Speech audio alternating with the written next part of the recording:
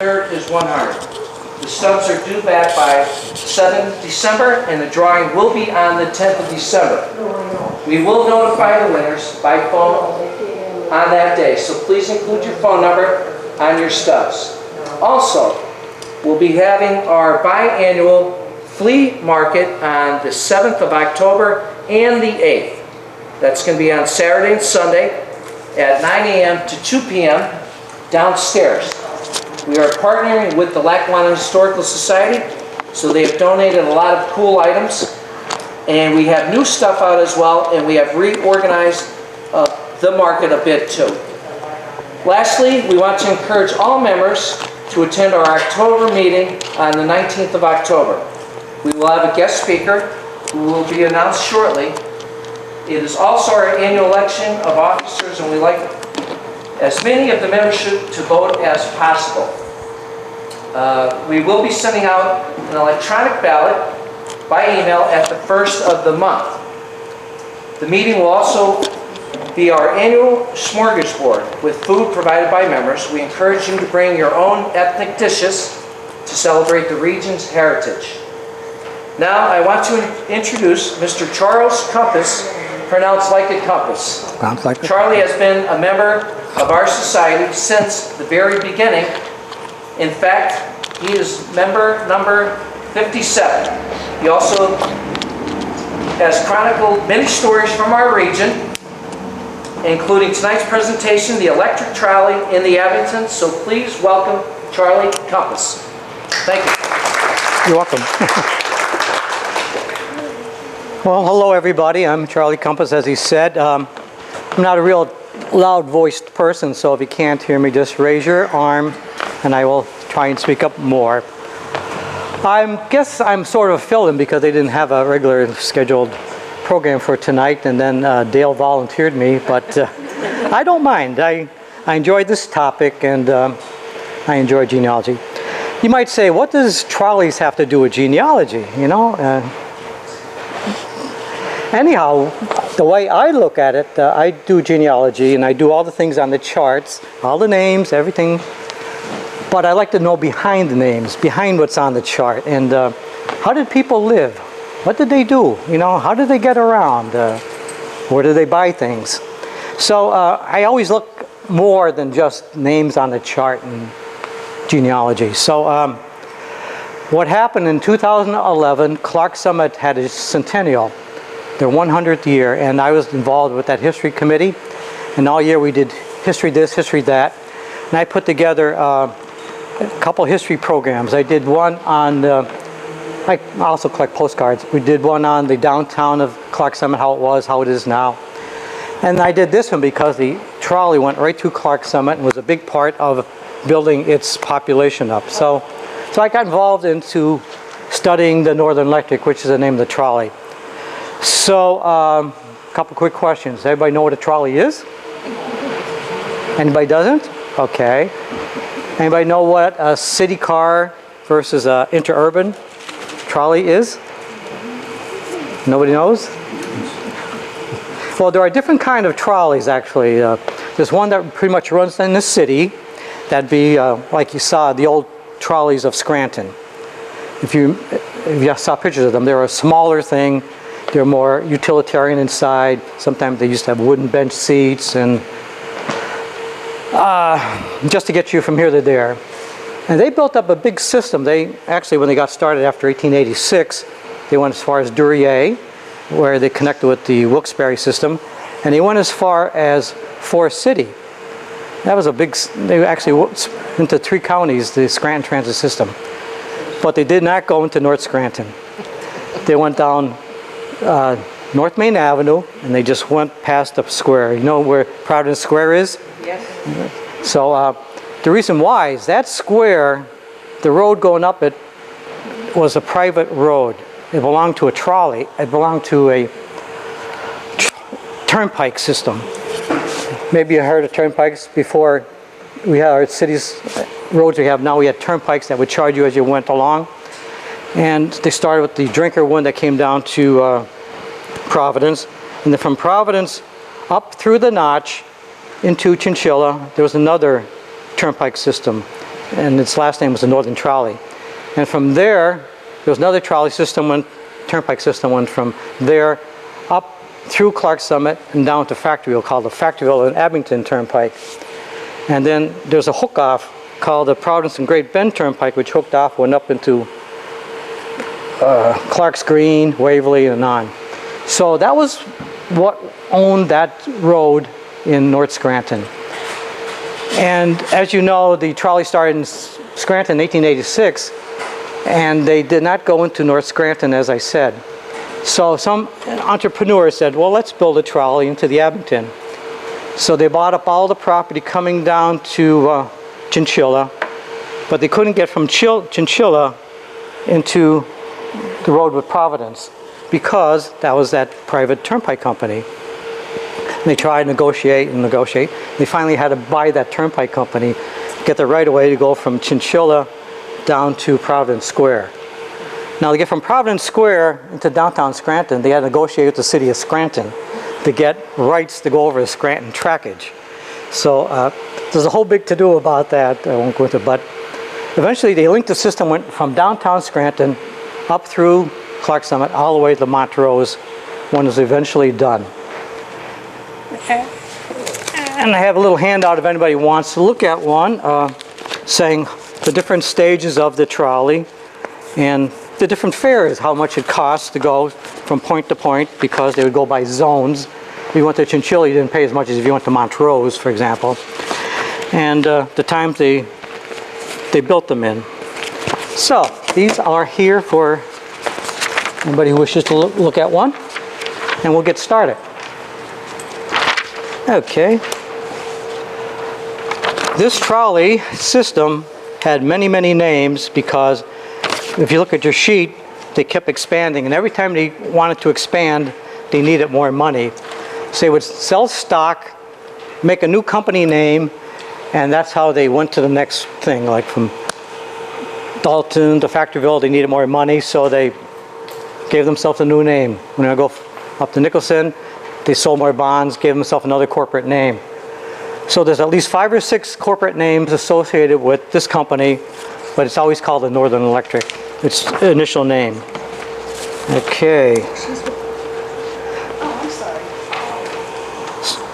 So the trolley started in July 1, 1907. How did they get around in Clark Summit, Waverly, whatever, before the trolley came? What do you think? Well, lots of wagons. Before the trolley came, there was a lot of farming in the Abingtons, and there's probably still a lot of it. And the big markets are in Lackawanna Valley, Scranton, had a big population, you know, Dunmore, whatever. But they really had trouble getting their produce down to Scranton because it's a whole day wagon trip. And the railroad went up to Clark Summit, but they only cared mostly about coal. They didn't care about moving people or moving less than carload stuff like produce and milk and stuff. So that's another reason they built this system, was to bring those products down to the valley. And how did people light their homes, you think, in the Abingtons before the trolley came? Kerosene? Kerosene, that's all they had, maybe candles. There was no electricity in the Abingtons before the trolley company came. When the trolley company came, they had to build a power plant, and from that power plant they started generating AC and DC, which would be used for the lights of houses. So before the trolley, there was no electricity in the Abingtons.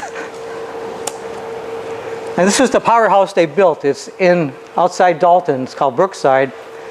And its building is still there. It's called the Dalton Do-It Center. You ever drive by it on 611? Yeah. That's the original powerhouse of the Northern Electric trolley. Same building? They built it new, yeah. And the track you see in front of you is the DL&W track. That's the one they eventually moved in up to the top of the mountain and went up to Nicholson. That's Route 6 now? That's Route 6 and 11 car route. But that was the way it originally was. And this is what the cars looked like. You know, we said the city cars are small little things, hard, but look at this one. Big windows, Nile green, gold stripes, upholstered, cherry stained furnishing, smoking compartment in the back. didn't bother the ladies, and leather cover seats. And as they kept going further and further, the first trolley they had no toilet facility, but as they started going further, like the Montrose, they got cars with toilet facilities. Yeah. And I always love postcards and images just to see what's in them. Lots of stuff here. This is the end of the line for the trolley where they had to stop in the city of Scranton and get their people. Their ticket place was over here. That's St. Luke's Church. This is all a parking lot now. All parking lot. There's the cathedral.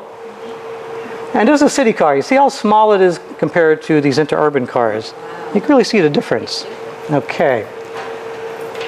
And I say this is about the 1920s because the cars are starting to come out. But there still is a wagon there, you know? So it's in transition here. And look at the fashions. Look at the fashions. That says Northern Park, Clark Summit. That Northern Park is a place they built for amusements. We'll talk about it later. But in those days, you dressed to the nines, no matter where you're going. And you always want to look your best. And there's the Cathedral Church again. Okay. What year this picture was taken? Well, I'm thinking they started in 1907, and this is like about 1912 or so. Because when they first came into the city, the Mulberry Street Bridge wasn't there. Okay. So they had to come in a different way, down Olive Street, come across to Penn Avenue. They turn and they come up Linden Street.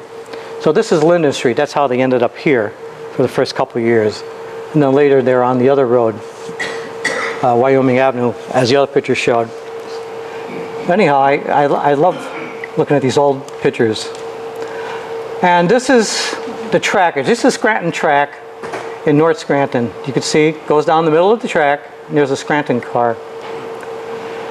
And now this is what the Northern Electric looked like.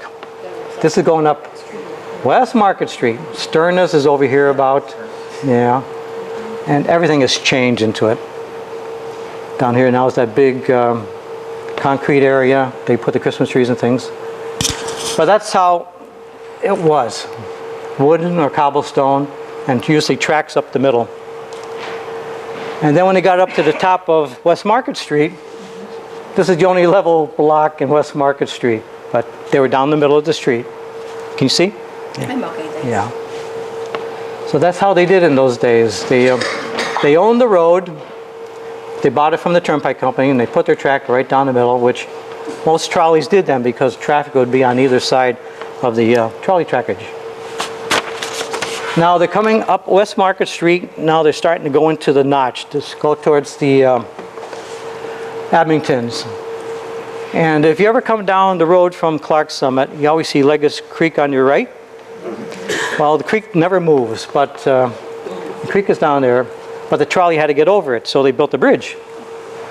And this is shows up later when they are fighting with the city of Scranton, this particular bridge. But then they just go up. Do you know what that creek is called? Leggett's. Leggett's. Leggett's Creek.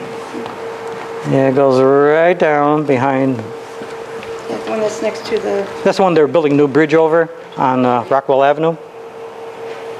That's Leggett's Creek. Yeah. And then goes into the Lackawanna River. By the school? Which is? The Leggett's Creek, is that the creek that runs by the school?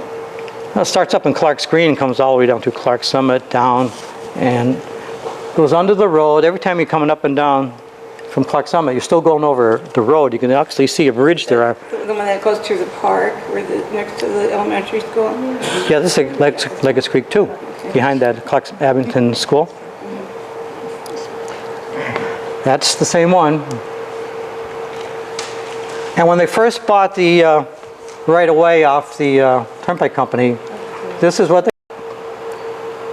And this is their track. You could see their trolley poles of the trolley company, see?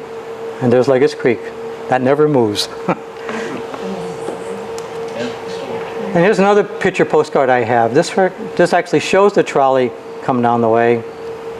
And 2 wagons on the turnpike. Is all of the notch natural formation or It is. dug out?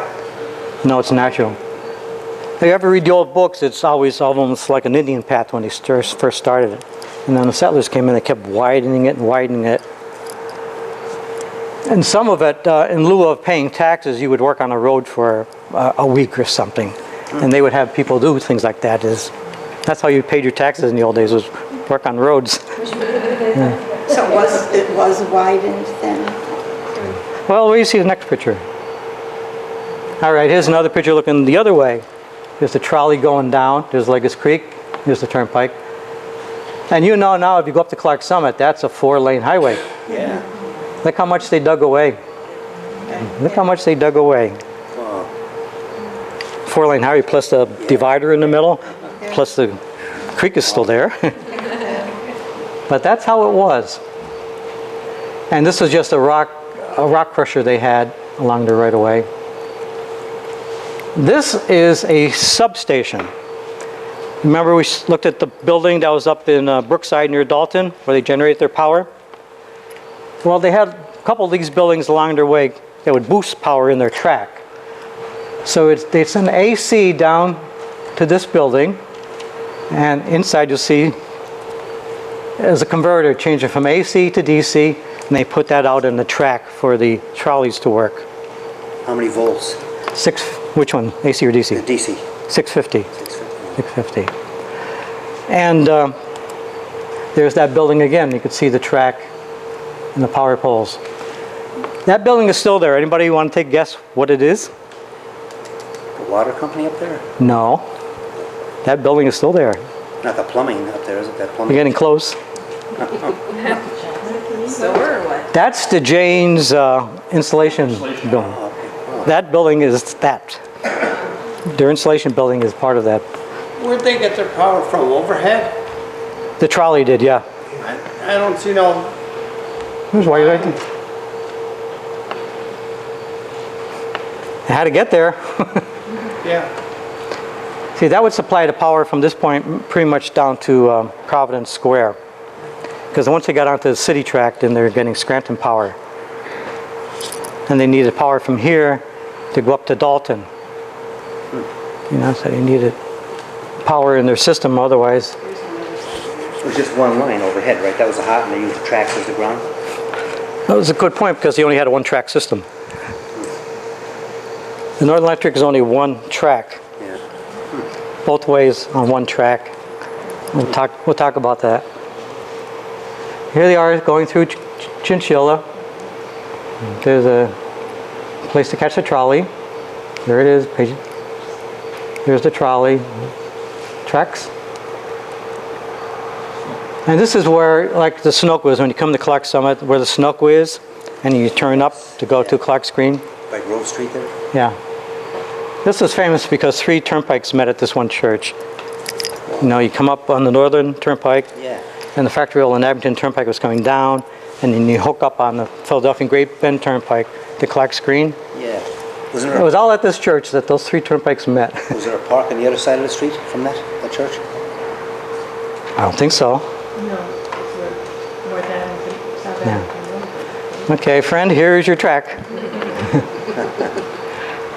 See, when I gave this to other people, they were more interested in the track, so you're going to get We're one. going to the other one, that's those that stay in Grove Street. We'll get there. Going up the track. Okay, I got another one. This is why, you know, you just said 3 turnpikes met, and that's what they were. You said one was Philadelphia. Oh, that's down in Chinchilla, where it's split. It's red. The one that you just, the slide you were just on. What were the 3 turnpikes? Philadelphia and Great Bend. Philadelphia and Great Bend? Great Bend. That was the oldest one. That was the old Drinker Turnpike. Have you ever heard of that one? Okay. Then the Factory Road in Abington. And then the Northern Boulevard Company. Now, when the Northern Electric built their track, they only built a one-track system. But yet they had people going both ways all the time. And they were very much into commuters into Scranton.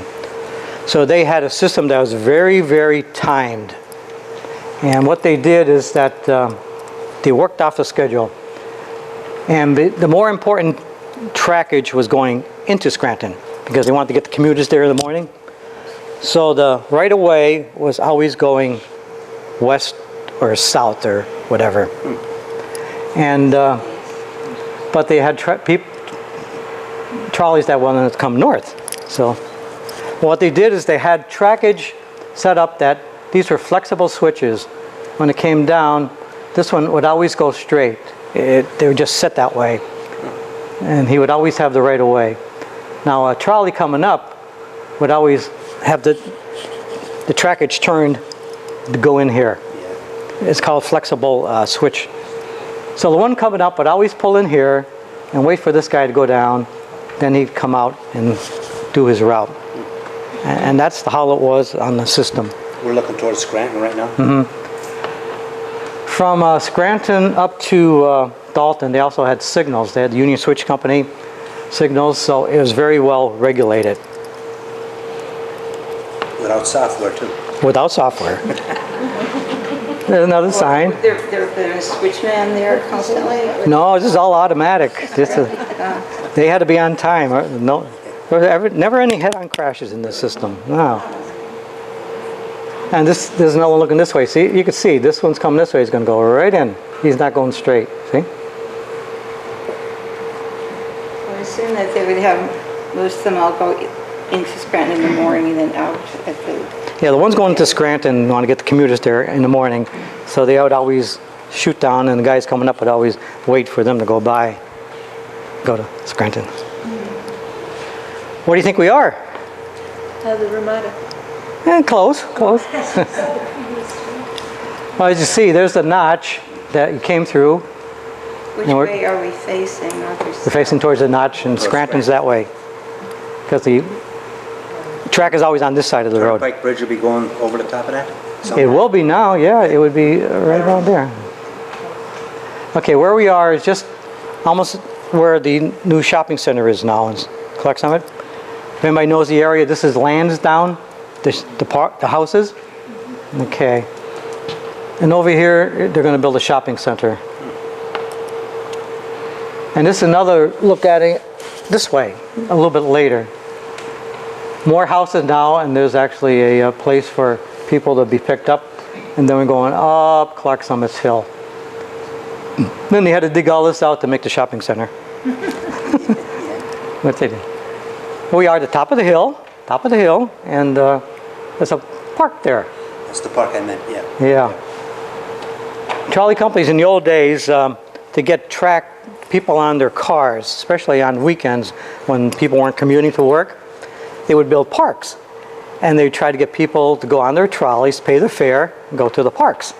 So these parks that they built, at least this company, was free admission. You just had to pay to get in, pay your trolley ride to get up there, and then pay to do what you wanted to do inside. What type of park? An amusement park or just like a... This one's a 12-acre park. Right, here's where the trolley is sitting. So you'd come in that ticket, and they had a big dance hall. If you look, I read the old papers, and I have advertisements of dances being held. And then they had the big thing then was a roller coaster. It wasn't as much high as it was collect some of the hills. You'd get in and you could dip. You know, they used the dips of the hills for your trolley roller coaster ride. And they had a merry-go-round and stands, and they had a lot of picnicking, as you could see, and I think games of chance. So read the collect some of the papers. Groups would have day trips there. Churches would have day trips there. Churches in Scranton would come up for day trips to these parks. So that's what you did for amusement in those days. You know, you went outside, you did things dressed in your very best. Where exactly is that in? You know, coming up the hill from Clark Summit, up into Clark Summit, stop the hill, there's a Citizens Bank. Citizens Bank is over here. Grove Street right there. Citizens Bank is there. And there's the eyeglass place there now, and the gas station over there. Love to get a metal detector in there, but Yeah, well, there's a lot of houses there now. That would be the corner where Insurance There's companies, a bunch of pizza, plots, restaurant, That's across the street. all kinds of Yeah, business. Coloruso's across the fourth corner, yeah. so which corner is it? Coloruso's and the gas station are across the street.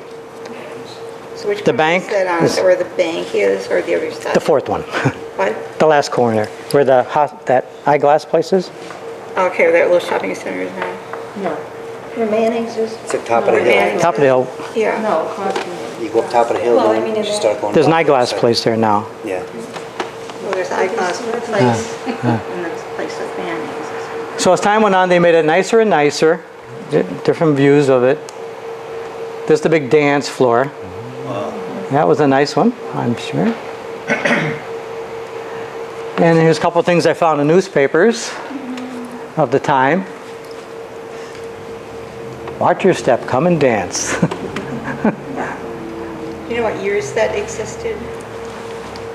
Okay, well, the park closed in 24, it burned by fire. And it started in 1908, so that's the frame.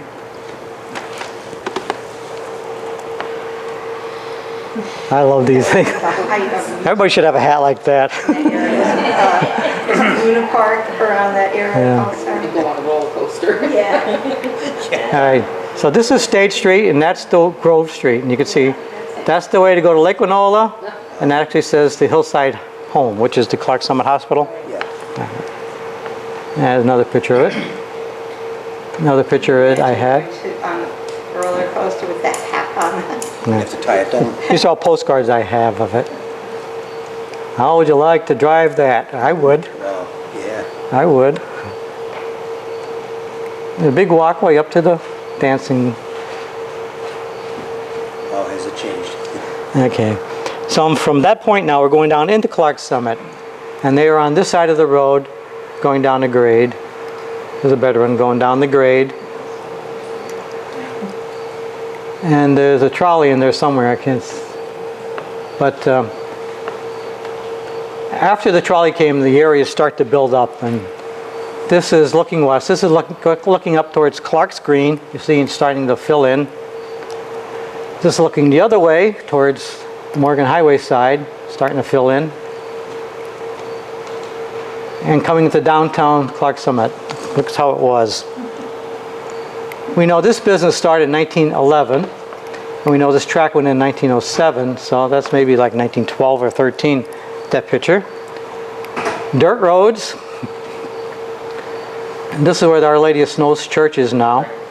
That used to be the Nichols Barn. They bought it.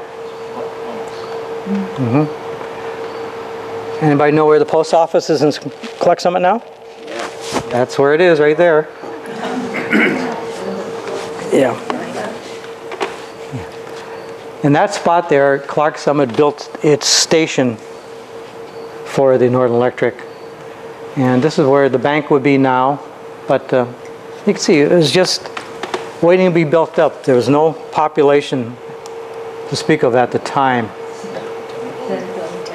Okay. There's our trolley track again. Bundles will be on the left side there. Bundles is right about here. And that's the old fire hall. Okay. That's Depot Street because when the railroad was built, the depot for the railroad is down the end of that street. So the main thoroughfare was this one to go down to the railroad depot. And that burned in 1903, and that moved up to here, where it is now near Bedford Apartments. And this started to get more and more developed because the trolley went out that way and businesses started going out that way. But it evolved. And this building, you'll see in another picture, gets moved. Gets moved to there. That's the tenant building, it's not the tenant hotel. Is that what the Frontier Communications? There's a whole story about that one, but he built it, anyhow, he built it. There's that building we're just looking at, it's right there. When they started building the railroad update to the DL&W, where dropping the track and building Nicholson Bridge and things, a lot of workers were in town. And the man who had, Mr. Frank Tennant, had built a hotel down here and he sold it and he moved it up here to that. He said, I would not build another hotel. But when all those people started coming to town, they're looking for places to stay when they're building the hotel, building the railroad. He built the hotel. And this guy took him to court, but it never resolved. But that's the Tenant Hotel, which is still there, minus these porches. If you ever go into downtown, you'll see that building is still there. What is the building now? That's the Tenant building. What? Tenant. Tenant, T-N-N-A-N-T. And this is that track we saw earlier, going down to the Clark Hall. And right next to the depot, they built the bank. And here's the track. And that bank expanded in 1926, and the track is still there. And after the track was pulled out, that area stayed like it is now. It's just a parking area. But this hotel's still there. There's the Clark Summit Fire Hall. And there's the building I'm interested in, the Clark Summit Northern Electric Station. Over there is Jennings Calvi Funeral Home. Anybody knows that? Fashions again, huh? This must have been when it was first built, because look how nice and new it looks. So passengers were over here, and the freight was over here. And I guess people would go into the freight station and buy building lots. They must have had a place there, a table set up. But they're always pushing selling land after the electric went through. All right, there's the station again, and here's the train coming down. These people are waiting. That was at the end of Depot Street. No, that's on the other side of this building. It's over here, Depot Street. That's the building that moved. They moved. And anybody go to State Street Grill? It's right there. Yeah. You still walk up the steps to get to State Street Grill. It's not level. And this I love. This guy was running for Clark Summit Council. And look what he said he did. He had toilets installed in the Northern Electric Station. And this is 1919, so they built the thing in 1907, from 1907 to 1918 or 17, before they had no toilets in that station. And he was very proud of it. And he fought increase in fares, and he fought to get more cars in the winter. Well, I guess he won again. And this is coming out of Clark Summit, going down towards the far side of town. Okay. These two slides show you a little bit of the growth that happened since the trolley came. This one we saw. And there's that same area up here. In what? 17 years. Yeah, wow. 1903 to 1920. So World War I parade. That's what you call a busy photo. I love busy pictures. Still have a wagon showing up. The old car. Anybody know when the Model T came out? Henry Ford built his Model T? Not sure. 07 or 8, around there. 1908. So right after the, this is far side of town. This now is the Conservancy walking trail. If you go out to it, on the other side of Clark Summit, there's a walking trail, and this is what it's replacing, this trackage. And if you go out to Ackerley Fairgrounds, to get over Ackerley Fairgrounds, the Northern Electric had to build a bridge, which is gone, but one of the abutments is still there. And then from Clark Summit, they're going up the line, and this is Dalton. This building is still there in Dalton. It's now a pet Rumor, you're a, I take my dog there. well, you're in a Northern Electric building. And the track ran right alongside, and that's where the station was. And then past that building, down the Factoryville Creek, the trolley went down to what we call Brookside, that first power station slide. That's where it's going. Now, that trolley would come in behind here. The track was behind here. That track there, and it had little tracks here for a yard, and this is their maintenance building, which is all gone now. But that's a trolley maintenance building, and the DL&W track, as I mentioned. And behind here, they still had to go further, to Factoryville, Hot Bottom, whatever. There was a big looping bridge all the way around the back that went here. The track was gone, but the roadbed was there. Went over the road, and you can still see a rock wall of where the other side of that bridge was. You'll see it. Does that building still exist? Does that building still exist? This one? Yeah. Yeah, that's the Dalton Do It Center.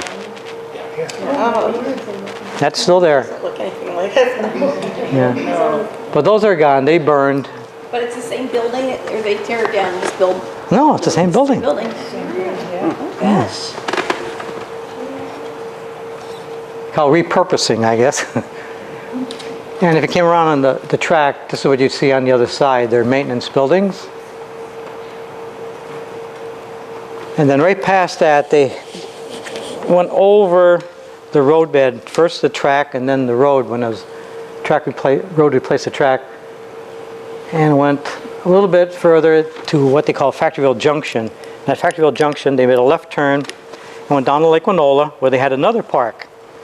So to get people, they had two parks, this system. They had one Lake Winola, which also had a merry-go-round. And the Northern Electric owned Lake Winola at one time. They owned the lake. Wow. And they had boats, they had boat trips, and they had rides. So they tried to get people to come to their parks on especially on weekends. And this one was going to Lake Winola. You think they're dressed for a picnic? You think? Okay. So behind that area I told you, where the maintenance was, this big looping bridge went over the railroad tracks, and now it's Route 6 and 11. And that thing is still there. If you look, you can see the abutment where the bridge landed on that side of the road. You can actually go up and touch it if you want. Yeah. And then once it got the other side, it was level, and then it went down towards Factoryville. What would that be near? What would that be near? The year? Thing? No, Yeah. near. What's it? Yeah. What's near it, or where is that location? The landmark. Anything particular? You have to look for it, because if you're coming towards Clark Summit, you don't see it because of the vegetation. It's better to see it going this way, and you see the actual stonework. Is it after the Do It Center? Or? Yeah, after the Do It Center. Okay. Right after the Do It Center, they had this big looping track to get over Okay. on the other side of the roadbed. So you can see it. So, what do you think? Interesting. Thank you. No. The trolley started having financial problems in 1929. And you know when the Great Depression started. And the DL&W sold their trackage going up the 6 and 11 now for $1 to the state. And the state had to build a public road according to the franchise of the DL&W giving them that land. Yeah. So when they gave them that land, people started riding on cars. So that hurt the passenger traffic. And trucks started to go up and down that track. So the trolley used to bring milk down to the different milk places in Scranton, like Woodlawn and Herschel's. So it lost that truck trade. Trucks then went to the farms and brought the milk down. It lost all its freight business. It lost a lot of passenger business. So it started going into financial problems. So in 1929, it went to file for bankruptcy, and then the receiver was put on the line, and they ran it for 2 more years to 1931, when the court said you had to cease and stop. So 1931, late summer, the employees of the company said, "Oh, we can run it." So they started to bond together like a co-op, and they ran it then from then until it went out of business in September 21, 1932. What happened between that point and them taking it over is that over time, the trolley company to get money would sell part of its roadbed. You know, it kept the trackage rights, but it would sell the road. So it sold like the area to the Notch and upper Northwest Market Street to the state, and parts below to the city. So around 1932, the state said, we want to expand this road. We want to go through the Notch better. You're going to have to move. Remember that bridge we saw? They said, well, you have to move the bridge. You have to move your track. And these people had no money because they're just a co-op of the employees.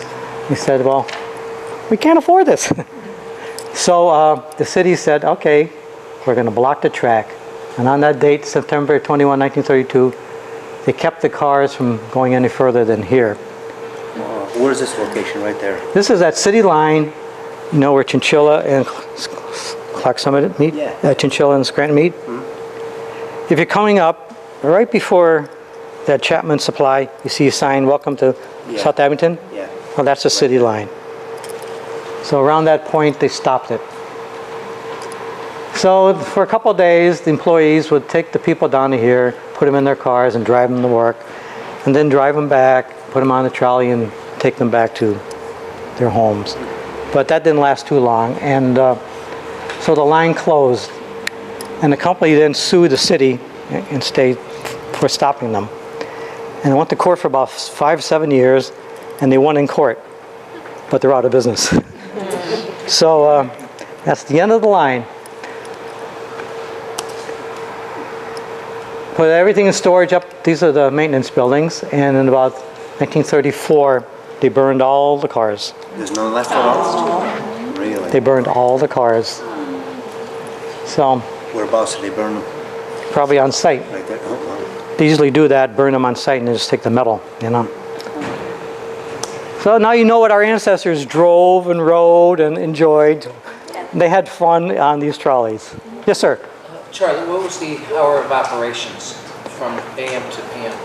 Oh, because of the commuters, they had a car parked in Scranton's, they had one of these cars parked in Scranton's trolley spot right there in Providence. He'd go there at 6 in the morning, he'd start going north with the 6 o'clock run. And about that same time, 6 o'clock, they came south with the train. So they started from 6 o'clock to almost 12 midnight. They were running their, so they were pretty punctual and pretty consistent. How often in and out? Or a couple Well, it took them a half hour to get to Alton. Well, it's just the one car. No. They would double in cars according to, some trains actually had 4 attached.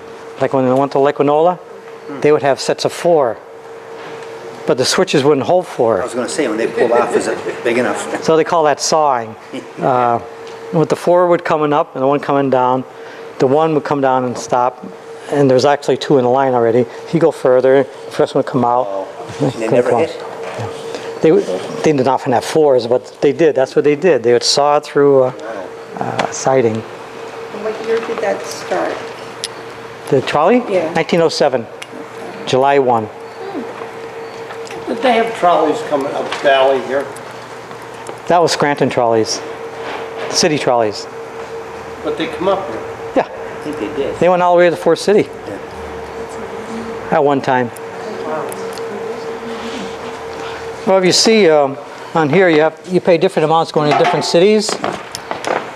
Like if you want to go to Chinchilla, you'd pay a dime. If you want to go to Clark Summit to the park, you'd pay 15 cents. But Scranton did the same thing too. If you want to get on in Scranton and paid your nickel fare, if you want to go to Forest City, you didn't go for a nickel. You know, they charge you by zones. Yeah. The same idea. I missed the beginning of your presentation, I'm sorry, but how did that go into Scranton? Was that, would have come like, you know, where Kaiser Avenue is now? Kind of, or how did it, Kaiser Avenue? how did it get from Clarkson and State Street into Scranton? What area? Would it have gone the area where? No, they would only go, they had to go where the track was, which is down through the notch Street, right? to Just Providence. through Market Street? That's the only way they can go where the track was. Okay. Yes, sir. Went up Drinker Street, the streetcars. The Scranton cars, yeah. Yeah. But they weren't as nice as these cars. Another interesting thing on the sheet, for the heck of it, there's a site on the internet that you could plug in an amount of money, like a nickel, and you could plug in a year, like 1907, and it'd tell you how much a nickel was worth then, and their spending power. And on the bottom there, a nickel, the fare from Scranton to Clark Summit, which was 15 cents at the time, would be $3.47 in money now. So a nickel then was probably at least $1 or something to ride the trolley. You know, a nickel sounds like a little bit, but for them it was enough. It was enough. Hour's wage. Yes, sir. Were the tracks for these trolleys separate than the tracks for like freight trains and stuff, or? Yeah. Yeah. Same gauge? Exact same gauge, standard gauge, but the trains didn't have wire over the top. So this is the coloration of what the car looked like. This actually says Northern Electric. I hate to pass it around and get it dropped, but there it is. It's a custom paint job. Talked about the freight being used to transport milk and such. Yes. What did the freight cars look like? I've never seen a trolley freight car. They had special freight cars that were different than these. Kind of look like that without the windows. No, almost like a box car that ran with the wires on above it. They actually had, Northern Electric had at least 3 spots along it where farmers would bring milk to these particular areas, and they'd drive in and get the milk and do milk runs into Scranton. Yes. I just wanted to thank you for mentioning my town, Forest City. Yes. Tell you that if anybody would like to come up to our historical society, How long did the trolleys last up there? how long did it last? They That's what I was planning on asking you, because you were saying. they started retrenching early. They pulled them out of there after a while. I'd like some of you to come up and see what we have up there, and I have a 24 by 36 picture of the trolley, Uh-huh. and I have the message on the bottom so people could read what it said, and it said it took 2.5 hours to come from Scranton to Forest City. Would you know the fare? Not offhand. Okay. I think I do have I'm just curious, just curious. Yeah. On this particular Northern Electric, there's a book put out in 1980, and there's a book put out in 1987. This one is still available for sale by the Scranton Countryside Conservancy, the one who's building the trail on the Northern Electric roadbed. What is that at? Like, is that, where would you buy that? I mean, where the, Oh, they're up in, their office is up in a room on Keystone College. But they're on the internet, Countryside Conservancy. And anybody who wants to, anybody who didn't get enough Clark Summit, we had a book put out on our 75th anniversary, and we're reprinting it all new, with adding the 30 years since this was done in all those pictures are in there? Too? some of them. I mean, we have a upgraded history of Clark Summit that I participated in, so they're coming out for Christmas. And anybody belongs to Lackawanna Historical, I wrote an article last year on this trolley, only the part that dealt in Scranton, you know, with the routes they went and this, and that's belongs to Lackawanna Historical. They put this out last summer, but good reading because I wrote it. If anybody wants to read it here, you're welcome to. And I had I actually have a ticket from the Northern Electric, looked like this. This one I had, they had punched it 15 cents, City Line, and Clark Summit. So 15 cents, they went from downtown Scranton. We know where 15 cents took you, to Clark Summit. And that's what my ticket actually says. So that little artifact I have. Not here though, but a copy of it. How did that work? You jump on, you pay where you got off, or you pay, tell them where you want to go when you first get on? Since I wasn't there, I would assume that you tell them where you're going. At the beginning. Another interesting thing, since you seem to be a receptive audience, the deal with Scranton Transit is that if you got on anywhere on the system before Providence Square, you know, you paid the money, and that was that.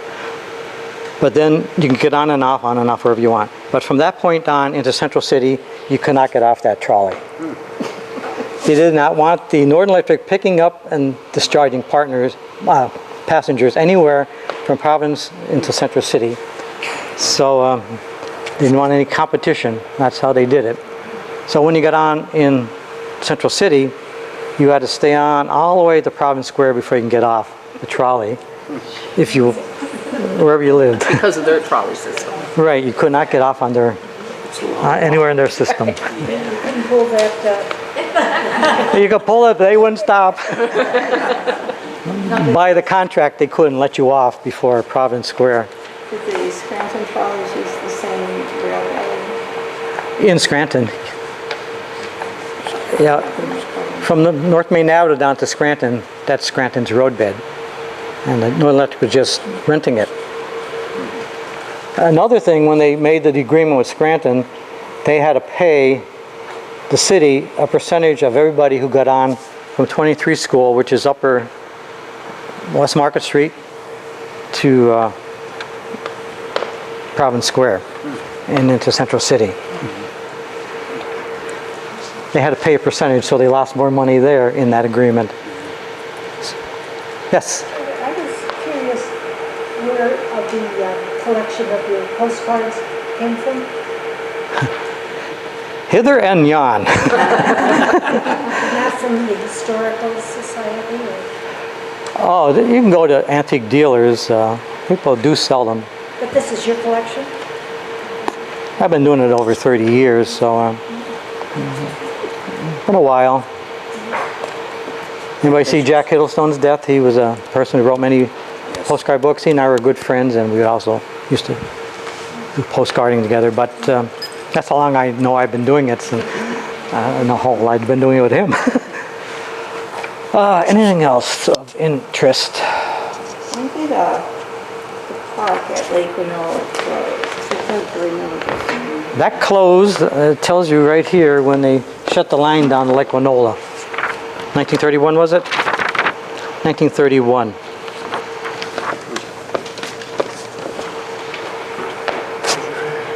And after they shut it down, they sold that right away. They sold the lake to a lake group for the water rights, and now it's all private. But when they went bankrupt, they sold all that stuff. You know where the cave is up there at Lake Winona? Indian Cave? No. I found an article 1892 in the paper where they discovered an Indian cave with writings on the side. It was by a hotel. There was a big hotel up there. I know wherever the hotel was, that's where the cave was. And they talked to the old timers back then. They said they don't remember ever hearing of that. But those writings on the ceiling by Indians. Was it in English? I didn't know Indians wrote. Pictures and stuff, you know. Whatever. Pictographs, okay. Any questions on anything? Yes, ma'am. I just want to tell you, my father worked on the Northern Electric. Excellent. Which part? God only knows. He was like a maintenance man? Was he in the shops? Tying poles with everything. I think he might have been building the tracks or something. I still got his spikes and everything in his belt. Oh, he must have been working on the overhead to climb for the overhead. Right. Yeah. Well, I guess that's it. Yes, sir. The comfort, what about the dead of winter? How cold it is? Is there heat or anything like that? It wasn't ours. I don't know about the Scranton cars. Not on the... No, they had heat, of course. Yeah. Oh, Yeah. Yeah, I drive the Scranton trolley here for our museum, and we have heat. It's powered from the electrical line. Yeah, I also volunteer trolley driver down at the Scranton Trolley Museum. If you ever come, I might be the driver. Thanks for the warning. Thanks for the warning. Where is it? Where is the Scranton Trolley? Shares the parking lot with Steamtown. Steamtown's on one side and trolley. Is that the one that goes under the tunnel, goes up to Montage? Yeah, that right. Yeah. Anything else, anybody? Where they put that rail system for the freight in. They have another track over there, and I think it was a double track. Which track are we talking about? A new one? No, years ago, they're still in operation now. It goes over the what you call Nicholson Bridge. Oh, that's the railroad. That's what I mean. But when did that get into existence? That started in 1851. Oh. Not that track, but that line. Right. And then went up through Clark Summit and on the back way and Right. over Tunnel Hill and down to Nicholson and then Right. on the level. And then 1915 they raised it all. So it wasn't down in the valley anymore, it was up on the hills. How does your trolley, your trolley now, how does it get power? Electrical power from Overhead? same way, DC? always DC. How many volts? And I can see 650. this thing down at the stadium and stuff. Uh-huh. Where did the, It's all DC motors, it has to be DC power. No, well, I remember they switched from trolleys to like a car with rubber tires in Scranton. That's not a trolley. Well, they used to That's a bus. That's a bus. No, they got the power from overhead, and they drove around. Not with wheels, rubber wheels. They do. They rubber tire buses, they kick the car. I think there was some variation of that in Philadelphia. Where did the line terminate in Scranton, or did it connect with like the Laurel line or other lines in downtown? Where it terminated was at St. Luke's Church. But it was on Scranton Track. Yeah. Did it connect from there with other lines like the Laurel line or the... No, the Laurel line was down the hill and not all by itself. Okay, so The Laurel line is a line all by itself, a big loop. Nothing else was ever on it. none of them connected. You would just have, it would just take you to center seating if you want to go south from there. You'd have to go on a different line. The Scranton line, yeah. To get on the Laurel line, you had to walk down to the Laurel line station. Okay, but they put this Northern Electric or Scranton line. It didn't connect to any lines further south or any other direction. It just ended there on Wyoming Avenue.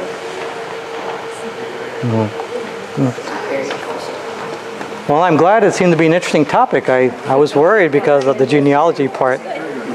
But our ancestors did this. That's why it's so usual. When does your trolley run? Yours today, like? Thursday, Friday, Saturday, Sunday. Until when? In November? Until the leaves stop falling, I guess. And I pick you up at Steamtown, take you down the stage. The trolley museum near Steamtown, yes. Yeah. Go to Steamtown, they won't put you on the trolley. You have to get on at this Steamtown tracks though. Yeah. Same place you get on for the train. Okay. How much is that thing? Well, there you go. You're gonna look at it.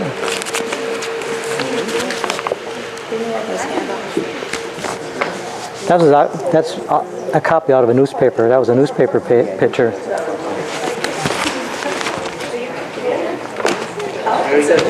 Okay. Well, thank you, everybody. Members, audience members, at this time, I want to make a correction. I stated we're having a flea market. It's going to be on the 7th and 8th, on a Friday and Saturday. And we're looking for some type of donations to give to the society, and actually we don't accept any type of clothes, but we're looking for some help on the outside. At this time, we want to have our guest speaker pull the winning raffle ticket for tonight's drawing. Okay, does anybody want a ticket that hasn't bought one yet?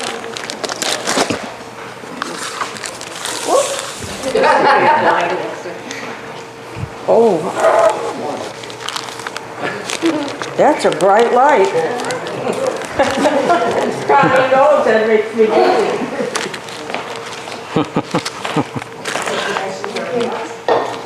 Look down here.